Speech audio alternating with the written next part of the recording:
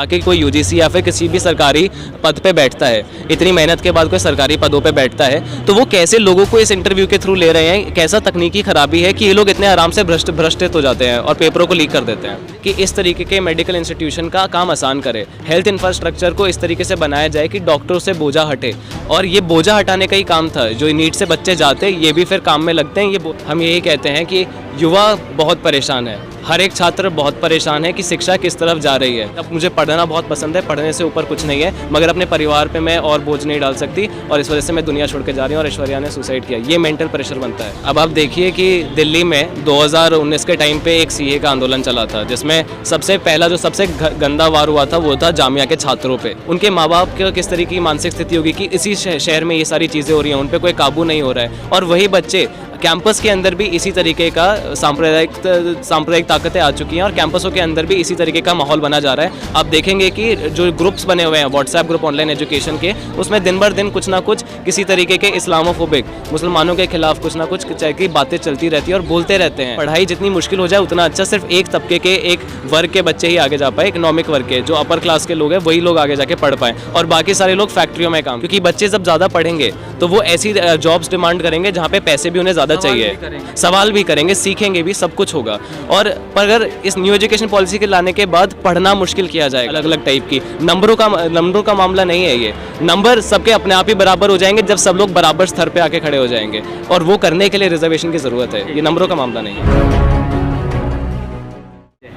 देखिए, अब अगर हम देखेंगे, अगर हम इसका स्टेटिस्टिक्स देखेंगे कि कितने बार पिछले एक साल में या पिछले कुछ महीनों में ऐसी चीज़ें कितनी बार हुई हैं। सिर्फ पेपर लीक नहीं, और भी कई चीज़ें हैं, पेपर लीक उनमें से एक है जिनको गलतियां ठहराया जाता है। इन गलतियों में और भी चीज़ें हैं, जैसे कि बहुत सारे बच्चे, कोई दिल्ली के अंदर ही सेंटर होने के बावजूद, कोई बच्चा गुड़गांव रहता है, नोएडा रहता है, उसका सेंटर नरेला है, कोई नरेला रहता है, उसका सेंटर नोएडा गाज़ियाबाद है, कि इतना रास्ता सेंटरों का अलॉट हो रहा है। इसको भी गलती ठहराया जाता है कि ये तो रैंडम है, ये तो गलती से हो गया है। मगर आप जब इसे करीबी से देखेंगे इस मामले को, तब आपको समझ आएगा ये गलतियाँ, जिनको ये गलतियाँ बता रहे हैं, साजिशें हैं एक तरीके की। कि पेपर लीक अगर होता है तो हम देखें कि ये कौन से समाज के कौन से वर्ग के पास ये पेपर जा रहा है, ये पेपर कौन खरीद पा रहा है। ये वही खरीद पा रहा है जिसके पास पैसा है। अगर समाज में किसी उनके पास पैसा हो तो वो भी खरीद लें। कौन लोग हैं जो खरीद पा रहे हैं? तो वर्ग की आपने बात की, ये बहुत बड़ी बात है। किस वर्ग के लोग देखिए ये पेपर पहुंच नहीं, देखिए ये वो वर्ग है, ये इकोनॉमिक वर्ग है, क्या बोलते हैं, जिनके पास पैसा है वो लोग खरीद पा रहे हैं। फिर चाहे वो किसी भी बाकी और कम्युनिटी सेक्शन से हो, पर जिनके पास पैसा है वही लोग खरीद पा रहे हैं। मगर पेपर तो हर कोई देता है, मेहनत तो हर कोई करता है। अभी क्या बोलते हैं, हमारे एक साथी हैं जिन्होंने 6-6 महीने 8-8 महीने पढ़ाई करी। जो लोग एजुकेशन में रहना चाहते हैं, शिक्षा में रहना चाहते हैं, उनका एक मकसद होता है कि हम खुद को शिक्षित करेंगे, फिर हम शिक्षा में समाज में कंट्रीब्यूट करेंगे, समाज को आगे बढ़ाएंगे। और जब ऐसे लोगों को ऐसे लोगों के साथ जब वो इतनी पढ़ाई करके इस एक दिन का इंतज़ार करते हैं, सुबह सुबह 5 बजे उठ के 9 बजे का पेपर देने जाते हैं, और अचानक पता चलता है, अगले दिन खबर आती है कि पेपर लीक हो गया है, और वो पेपर किसी के पास गया होगा जिसके पास पैसा है, उन्होंने खरीदा होगा। और अब वो क्या करें, अगले दिन उनका या तो पेपर खारिज करेंगे सरकार, या फिर जो लोग क्या बोलते हैं डिज़र्व नहीं करते, जिनको नहीं मिलना चाहिए था, उन्हें मिल जाएगा उनका सीट। तो देखिए दोनों ही मामलों में उनकी खराबी, उनके लिए सब कुछ सत्यानाश हो जाता है, उनके लिए सब खराब हो जाता है, जिन्होंने 6-6 8-8 महीने पढ़ाई करके सुबह सुबह उठ के पेपर लिखने गए हैं। पेपर लीक की प्रक्रिया के बीच में आप किसको जवाबदार मानते हैं, सरकार को या नहीं? देखिए पेपर कहाँ बनता है, पेपर के लिए यूजीसी नेट का एग्ज़ाम कौन तैयार करता है? ये तैयार करते हैं इन बिल्डिंग में बैठे हुए लोग, यूजीसी के लोग भी पेपर तैयार करते हैं। तो ऐसे कैसे इतना हाई सिक्योरिटी, जब हम यहाँ आते हैं तो आप ये देखिए सिक्योरिटी कितना हाई है, बैरिकेड है, पुलिस खड़ी है, सब कुछ है। हम यहाँ आते हैं, हम अपनी बात रखने यहाँ पे आते हैं, हम ऐसे पीसफुल लोग हैं, क्या बोलते हैं, शांतिपूर्वक अपना प्रदर्शन करते हैं, सब कुछ करते हैं। हमसे इनको सिक्योरिटी चाहिए, मगर उसके बावजूद इस बिल्डिंग में इतनी सिक्योरिटी नहीं है कि इसके बाहर पेपर जा सकता है इतने आराम से। तो वो कौन लोग हैं जो इतना पढ़ लिख के यहाँ पे काम कर रहे हैं, किस तरीके से यहाँ पे काम कर रहे हैं कि पेपर यहाँ निकल जाता है। मतलब ये सरकार की मंशा होती है पेपर लीक कराने की। देखिए सरकार की मंशा का तो हम बता नहीं सकते, मगर कम से कम ये ज़रूर है कि जिस तरीके से सरकार काम कर रही है, जिस तरीके से सरकारी दफ्तरों में काम हो रहा है, उनके अंदर एक इस तरीके की तकनीकी खराबी है, उस तरह के अंदर एक तरीके का भ्रष्टाचार है कि वो जब इतने सारे इंटरव्यूज़ के बाद जाके कोई यूजीसी या फिर किसी भी सरकारी पद पे बैठता है, इतनी मेहनत के बाद कोई सरकारी पदों पे बैठता है, तो वो कैसे लोगों को इस इंटरव्यू के थ्रू ले रहे हैं। कैसा तकनीकी खराबी है कि ये लोग इतने आराम से भ्रष्टित हो जाते हैं और पेपरों को लीक कर देते हैं। देखा जाए तो एक तरफ स्टूडेंट्स भी सड़क पर उतरे हुए हैं पेपर लीक के मामले को लेकर के जी, और देखा दूसरी तरफ स्वास्थ्य सेवाओं को देखा है पूरे देश के अंदर लगातार डॉक्टर्स हड़ताल पर जा रहे हैं। जी, जी, उनका बिल्कुल। कहना है कि जो नीट की परीक्षा क्वालिफाई कर चुके हैं जो हाँ। छात्र, उनको एडमिशन दिया जाए, उनको एडमिशन नहीं दिया जा रहा, इसलिए वो सड़कों पर। जी जी, देखिए ये एक चीज़ शुरू हुई थी। नीट का एग्ज़ाम होता है साल के पहले 3 महीनों के अंदर, जनवरी फरवरी मार्च के अंदर ये इनका एग्ज़ाम होता है। पहले ये एग्ज़ाम समझ आती है क्योंकि कोरोना आ चुका था, इस वजह से बहुत सारी सेकेंड वेव शुरू हुई थी। इस एग्ज़ाम को कर करके सितंबर के महीने में जाके लिया गया। सितंबर में महीने के होने के बाद इसका रिजल्ट आए 2 महीने हो चुके हैं अब। 2 महीने होने के बावजूद अभी तक इसकी काउंसलिंग नहीं हुई। अगर काउंसलिंग नहीं होगी तो ये एग्ज़ाम, तो इसका कोई भी प्रक्रिया आगे नहीं बढ़ेगी। ये जो बच्चे हैं ये इनका पेपर क्लियर हो रखा है, ये बैठे हैं, काउंसलिंग के बाद ही ये अपने पीजी के उसमें एडमिशन लेते हैं।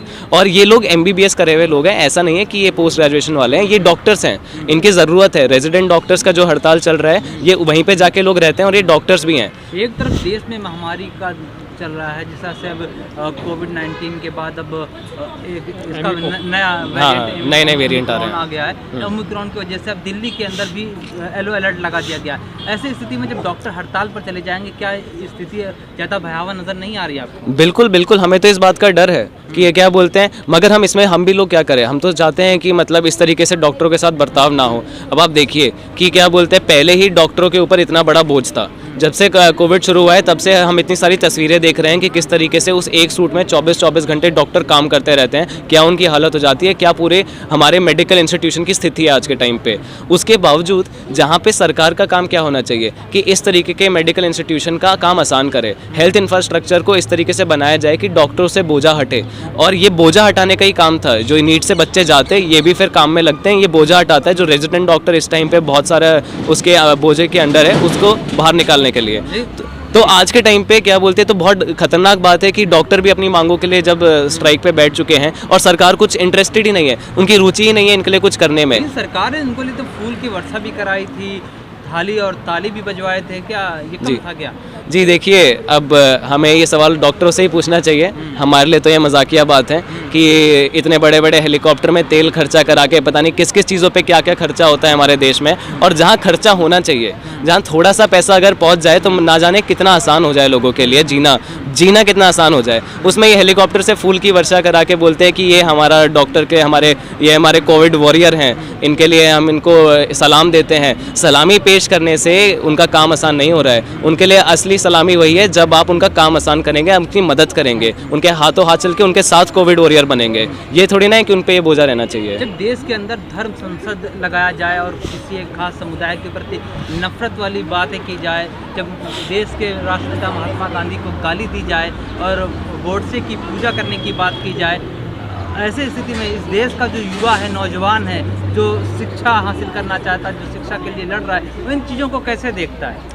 देखिए, हम भी उस युवाओं में से एक हैं और हम आपको अपनी तरफ से बताएं, इन सारी चीज़ों को समझते हुए हम यही कहते हैं कि युवा बहुत परेशान है। हर एक छात्र बहुत परेशान है कि शिक्षा किस तरफ जा रही है। जहाँ पे वो सोचते थे कि वो खुद शिक्षित होकर समाज में कुछ ना कुछ बढ़ावा करेंगे, समाज को आगे बढ़ाएंगे, वहाँ पे वो परेशान है कि हम खुद कैसे पढ़ें। ऐसे मेंटल प्रेशर कैसे पड़ता है जब देश के अंदर इस तरह का माहौल बनाया जाता है? देखिए ना, आप खुद देखिए क्या बोलते हैं। अब मैं आपको एक बात बताऊं, LSR में एक लड़की थी ऐश्वर्या नाम की, ये पिछले साल का केस है। LSR में लड़की थी और उसके ऑनलाइन एजुकेशन के चलते हुए वो उसके घर पे ना नेट ना किसी और चीज़ की सुविधा कुछ की ना होते हुए वो लड़की इतना पढ़ना चाहती थी। जब उसके जो दोस्त हैं वो मिलते थे, वो बताते थे वो कितना पढ़ना चाहती थी। और ये सब के चलते हुए इस तरीके का मेंटल प्रेशर क्रिएट हुआ कि उसने एक चिट्ठी लिखी कि मैं अपनी परिवार को और मुझे पढ़ना बहुत पसंद है, पढ़ने से ऊपर कुछ नहीं है, मगर अपने परिवार पर मैं और बोझ नहीं डाल सकती और इस वजह से मैं दुनिया छोड़ के जा रही हूँ। और ऐश्वर्या ने सुसाइड किया। ये मेंटल प्रेशर बनता है और IIT में हम देखते ही आ रहे हैं, आज ये बाकी सी जगहों पर भी पहुँच रहा है, क्योंकि IIT में सीट कम होने की वजह से इतने सारे बच्चे लड़ते हैं और वो इस वजह से सबका एडमिशन होता नहीं है, सीटों पे कुछ बढ़ावा हो नहीं रहा। और आज के टाइम पे हम देख रहे हैं सोशल साइंसेज में भी LSR जैसे इंस्टीट्यूशन में भी कोई पहुंच के उसके बाद नहीं पढ़ पा रहा। जो नरसंहार की जो धमकी दी जाती है, क्या ये भी चीज़ें युवाओं के दिमाग पर प्रेशर डालता है क्या? किस चीज़ की धमकी? नरसंहार करने के, हाँ। मतलब जो एक खास कम्युनिटी है मुस्लिम कम्युनिटी को हाँ। जान से मारने की हाँ। धमकी जो धर्म संसद से हरिद्वार से दी जा रही है। अब आप- क्या ये लोगों को, जो युवा है, पीढ़ी है, क्या इससे दिमाग पर असर पड़ता है? अब आप देखिए कि दिल्ली में 2019 के टाइम पे एक सीए का आंदोलन चला था, जिसमें सबसे पहला जो सबसे गंदा वार हुआ था वो था जामिया के छात्रों पे। ये देखिए, वो मुसलमान थे, क्या बोलते हैं, जामिया में पढ़ते थे, पर सब भी नहीं थे, वो जामिया के छात्र थे सबसे पहले। और ऐसा माहौल बनाया गया कि छात्रों पे इस तरीके से उनके कैंपस में अंदर घुस के हमला हुआ, और वो एक ऐसी चीज़ थी जिसका असर पूरे डीयू के, पूरे दिल्ली के हर जगह सभी छात्रों पे हुआ है। जहाँ पे देखिए कि उसके बाद हमने देखे कि दिल्ली में एक तरीके के दंगे भी होते हैं। अब देखिए कि जिस जगह पे बच्चे पढ़ने आते हैं दूर दूर से, उनके माँ बाप की किस तरीके की मानसिक स्थिति होगी कि इसी शहर में ये सारी चीज़ें हो रही हैं, उन पर कोई काबू नहीं हो रहा है, और वही बच्चे कैंपस के अंदर भी इसी तरीके का सांप्रदायिक ताकतें आ चुकी हैं, और कैंपसों के अंदर भी इसी तरीके का माहौल बना जा रहा है। आप देखेंगे कि जो ग्रुप्स बने हुए हैं व्हाट्सएप ग्रुप ऑनलाइन एजुकेशन के, उसमें दिन भर दिन कुछ ना कुछ किसी तरीके के इस्लामोफोबिक, मुसलमानों के खिलाफ कुछ ना कुछ की बातें चलती रहती है और बोलते रहते हैं। देश में एक तरफ चुनावी रैलियों का दौर चला हुआ है, दूसरी तरफ छात्रों को एडमिशन लेने के लिए और यूनिवर्सिटी कॉलेज खुलवाने के लिए धरना प्रदर्शन करना पड़ता है। तो देश को किस दिशा की ओर ले जाएगा? अब आप खुद ही देखिए कि देश जहाँ पे जाना चाहिए था वहाँ तो बिल्कुल नहीं जा रहा है, और देश एक इस तरीके से, जब से 2014 में हम देखते हैं एक जो बदलाव होता है, एक दूसरी पार्टी आ जाती है, और वो पार्टी किस लाइन पे चल रही है, उस पार्टी का क्या आइडिया है, क्या सोच है, क्या विचारधारा है उनकी, उस विचारधारा को तो देखते हुए लगता है कि देश एक ऐसी जगह जा रहा है। एक आखिरी सवाल, न्यू एजुकेशन पॉलिसी से क्या दिक्कत है? न्यू एजुकेशन पॉलिसी को लाकर प्रधानमंत्री कहते हैं इस देश को विश्व गुरु बनाया जाएगा, तक्षशिला, नालंदा जैसे विश्वविद्यालय इस देश को फिर से देने की शुरुआत होगी। देखिए, न्यू एजुकेशन पॉलिसी, उस पूरी पॉलिसी को जब हम ध्यान से पढ़ते हैं, उसमें एक जगह भी रिजर्वेशन शब्द का मेंशन नहीं है।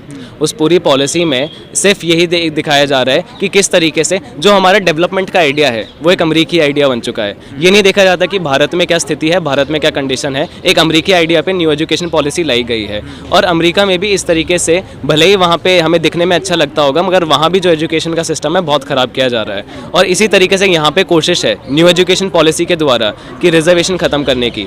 दूसरा चीज़, कैसे क्या बोलते हैं, ये जो बच्चे हैं इनके लिए हम आगे पढ़ना मुश्किल करें, क्योंकि बच्चे जब ज़्यादा पढ़ेंगे तो वो ऐसी जॉब्स डिमांड करेंगे जहाँ पे पैसे भी उन्हें ज़्यादा चाहिए, सवाल भी करेंगे, सीखेंगे भी, सब कुछ होगा।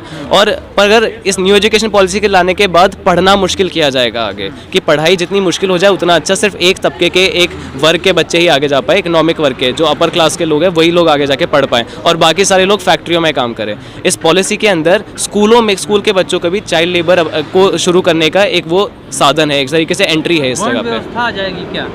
बिल्कुल रहेगी। देखिए, वर्ण व्यवस्था तो जैसे ही इस तरीके की चीज़ें चलेगी तो हम देखते हैं कि ऐतिहासिक रूप से किस तरीके से एक वर्ण के लोग हमेशा से आगे रहे हैं। तो जब रिजर्वेशन ख़त्म किया जाएगा तो फिर से वही लोग आगे पढ़ पाएंगे, क्योंकि माने ना माने एक तरीके का क्लास और कास्ट में एक तरीके का सामान्यता है आज के टाइम पे, और जैसे ही क्या बोलते हैं इस तरीके की नीतियाँ लागू करेंगे तो वर्ण व्यवस्था का भी वापस आना। एक समान शिक्षा की नीति नहीं है क्या ये? नहीं, बिल्कुल नहीं है एक समान शिक्षा की नीति। अगर ये एक समान शिक्षा की नीति होती तो इसमें रिजर्वेशन होता, क्योंकि रिजर्वेशन का मतलब ही है कि सारे लोगों को जो अलग अलग तबकों से आते हैं एक सामान्य स्तर पर खड़ा करना पढ़ाई के लिए। तो ये कहाँ से एक समान शिक्षा है जिसमें जो बेसिक कंसेप्ट है अफर्मेटिव एक्शन का, रिजर्वेशन का, उसी को हटाया जा रहा है। ये तो असामान्य स्थिति। आपको लगता है शिक्षा में रिजर्वेशन की जरूरत है? बिल्कुल ज़रूरत है, क्योंकि अगर हमारा समाज बराबरी पे होता। एक बंदा तो पढ़ के जाकर 98% ला रहा है, दूसरा बंदा अगर कम पढ़ रहा है वो 20% ला रहा है, उसका क्वालिफिकेशन होगा, तो कहाँ तक ऐसे? शिक्षा नहीं, सबके लिए समान होनी चाहिए। सर देखिए कि अगर समाज बराबर होता तो शिक्षा भी बराबर होती, समाज के दूसरे खंड, अगर जो जगह है, स्पेस है, वो बराबर होती तो वो सारी चीज़ें भी बराबर होती। नहीं, नंबरों की बात नहीं है। अगर ये नंबरों का मामला होता ना, नंबरों का तो मामला ही नहीं होना चाहिए शिक्षा, जो आज के टाइम पे बना दिया गया है। पर इसी तरीके से अब जो चीज़ें चल रही है, 98% कोई पढ़ पाया, वो क्यों पढ़ पाया, किस एनवायरनमेंट में पढ़ा, उसके घर पे कैसी कंडीशन है, किस तरीके का माहौल है उसके घर पे, इस तरीके से वो इंसान पढ़ पाया। एक इंसान है जो एक अपने कमरे में बैठ के, टेबल है, चेयर है, बिस्तर है, एसी है, सारी चीज़ें हैं, लैपटॉप है, फ़ोन है, सारी चीज़ों की प्रावधान है। उसके अलावा जब एक बच्चा है जो अपने घर के बाहर एक झोपड़ी में रहते हुए एक लैंप के, स्ट्रीट लैंप के नीचे, जो भी ढंग से जलता नहीं, उसके नीचे बैठ के पढ़ाई करता है, दिन में काम करता है, तो आप समझ रहे हैं इस वजह से रिजर्वेशन की ज़रूरत होती है अलग अलग टाइप की। नंबरों का मामला नहीं है ये। नंबर सबके अपने आप ही बराबर हो जाएंगे जब सब लोग बराबर स्तर पे आके खड़े हो जाएंगे, और वो करने के लिए रिजर्वेशन की ज़रूरत है, ये नंबरों का मामला नहीं है।